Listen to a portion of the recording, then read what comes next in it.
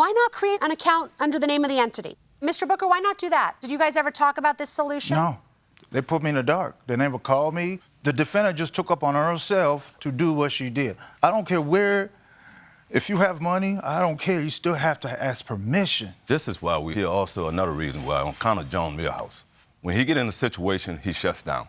Same way like when he had the meeting, when he found out his father said Joseph was going to be pastor, he just wanted to bail out the meeting right then and there and everything. A whole lot of stuff is just going on. And at another time, with these guys, they was doing things behind our back. My sister-in-law, she goes to church to clean up the church on Sundays. One Sunday she went in right before we get started. She get there, the door's locked up. Somebody done changed the locks on the door, so we can't come in. So what we done, we changed the locks on it back to our locks, and all of us had the keys, because we didn't know who did that. Next thing you know, another Sunday came by, and we got this lock on our door. And no one telling us anything about why it's going on. Okay, who put that lock on that church? Who did? I did. You put the lock on. I did. Did the board authorize you to put the lock on the church? John Millhouse did. Do you have documentary proof with respect to that? No, because due to the situation. This is my deep concern about this case. Did you ever call the defendants and say, wait a minute, why are you moving? No.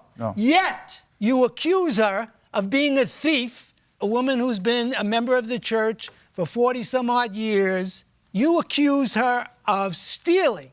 Yes. And she was in the role of a treasurer. She's teaching Sunday school, and the police come to arrest you for theft. Is that not true? Correct. And she is suing you for defamation of $5,000. You understand that? I understand. Good. Okay. We're going to excuse you while we deliberate in this matter. This courtroom is now in recess. We'll go ahead and exit. All right, the spear that goes to the heart of this case for me is that this man is suing for $5,000 when he's alleging that the defendant stole $30,000. That's our court maximum. That's number one. But there is $30,000 in a bank account. I mean, okay. I'm not questioning that we have a limit. Yeah. And number two, he never spoke to her about why she put it in another account. And to accuse her of being a thief and stealing, way off the mark, as far as I'm concerned. I hear you, but I think it is insane. A treasurer cannot take all the money out of a nonprofit's bank account and transfer it to her own bank account because she doesn't like what the other guy is going to do. She did it at the direction of the board, according to her. She did not, though. She did it at the direction of 2 board members who told her to do something, one of whom is her mother. Look, I don't believe it was theft, but a treasurer is not allowed to simply transfer funds because she feels one of the other signatories on the account is untrustworthy. Okay. If my accountant took all my money out of my personal account... So let's say that she did it inappropriately. What are we going to do, tell her to put it back? Right. I would order the full amount transferred to a bank account controlled by the 501c3.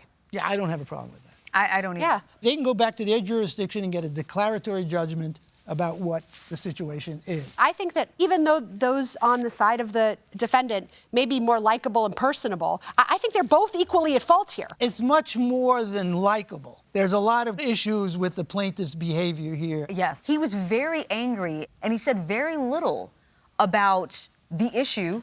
And a lot of these meetings that were happening, he wasn't even present for. And his own testimony. He didn't go to church for 2 years. He hurt like this he's defendant. not. He didn't go to church during the pandemic, which you can't fault him for. But he also lied. He said the church was closed. And I believe that it wasn't. That's fair.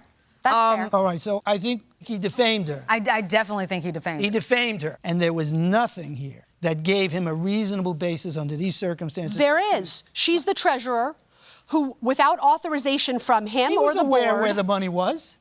No.